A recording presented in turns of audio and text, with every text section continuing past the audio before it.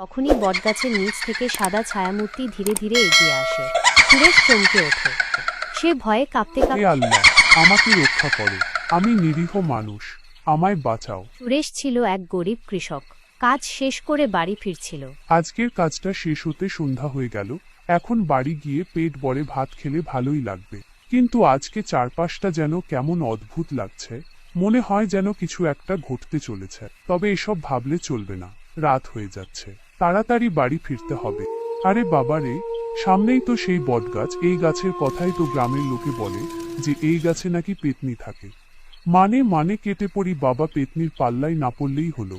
সুরেশ আস্তে আস্তে সেই গাছের দিকে এগিয়ে যাচ্ছিল। ঠিক গাছটা পার হয়ে যাচ্ছিল, তখনই পায়ের কাছে হঠাৎ একটা পাথর ছুঁড়ে আসে। সুরেশ চমকে কে ওঠে। কে ওখানে? এমন বোকামি করো না। যদি কোনো দুষ্ট ছেলে হয়ে থাকে, সামনে আসো। সে